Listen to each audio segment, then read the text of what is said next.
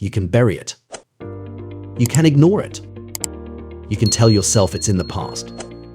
But your body remembers.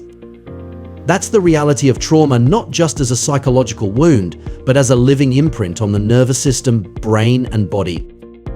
In The Body Keeps the Score, psychiatrist Bessel van der Kolk offers a groundbreaking, compassionate exploration of how trauma rewires us and how healing must reach beyond words.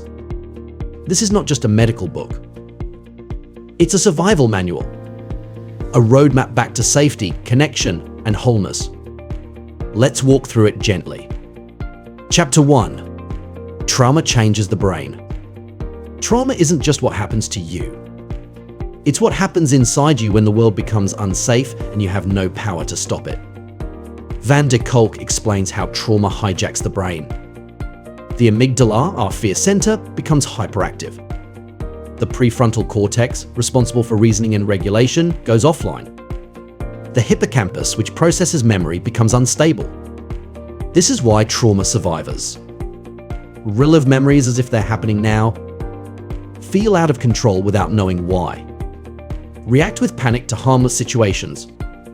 Trauma rewires the brain for survival, not peace.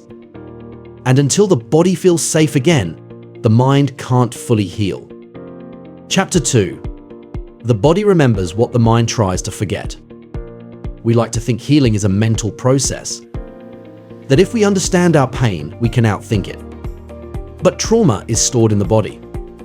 Survivors may flinch at sounds, go numb during intimacy, dissociate in moments of stress, struggle with chronic pain or fatigue. These aren't psychological quirks. They are somatic memories, the body's way of saying, this is still not safe. Van der Kolk teaches us that healing requires listening to the body, not silencing it. Chapter 3. Childhood trauma and attachment wounds. Many people associate trauma with war or violence. But Van der Kolk reminds us emotional neglect, abuse, and childhood fear can be just as damaging. Children depend on caregivers to regulate stress. If the caregiver is the source of fear or is absent, the child's nervous system is left alone. That child grows up with poor emotional regulation, hypervigilance, a fragmented sense of self, difficulty in relationships. They may not remember what happened, but their body and behavior carry the imprint. Healing these wounds means rebuilding a sense of safety, identity, and trust. Chapter 4. Talk therapy. Helpful, but not enough. Traditional psychotherapy helps survivors name their pain. But for trauma survivors, talking often isn't enough. Why? Because trauma lives in a part of the brain that has no language. You can't think your way out of trauma. You have to feel your way through it safely with support. Van der Kolk says healing happens when we reconnect to the body, rebuild trust in our sensations, regulate the nervous system, engage in bottom-up healing. Chapter 5. Healing through the body. So what does work? Van der Kolk presents powerful modalities that engage the body, breath, and movement, such as yoga to rebuild awareness and control of the body, neurofeedback to retrain the brain's rhythms, eye movement desensitization and reprocessing EMDR to process stuck memories, theater and role play to access buried emotion and reclaim agency.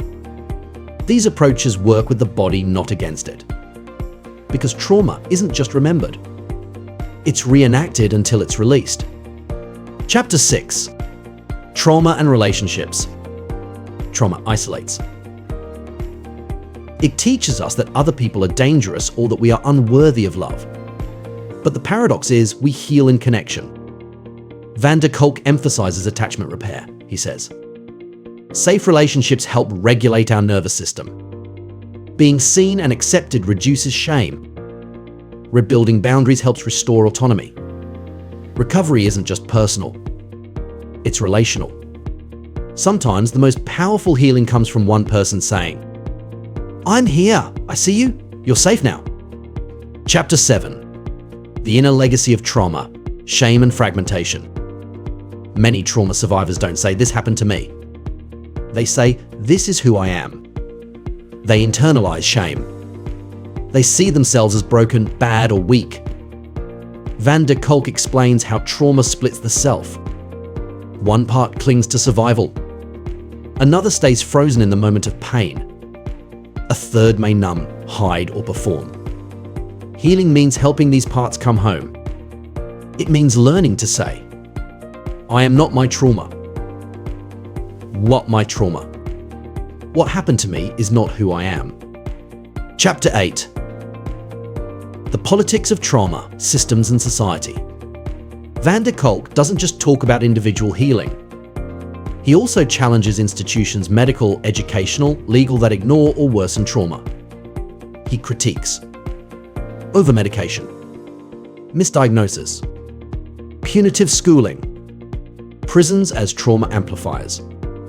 He urges us to build systems that are trauma-informed, compassionate, then focused on healing, not punishment.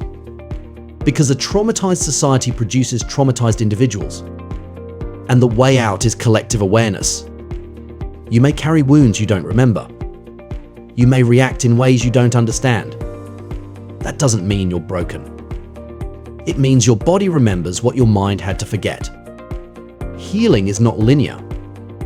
It is not instant. But it is possible. You begin by noticing.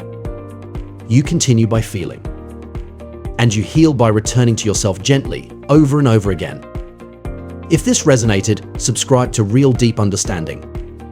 Because here, we don't just study the mind. We learn how to come home to our bodies. Like this if you're learning to listen to your body. Comment, what's one way trauma has taught you to survive, and what does healing now look like? Share this with someone who needs to hear. You're not crazy, you're adapting, and healing is possible. Because the body keeps the score. But with time, it can also tell a new story.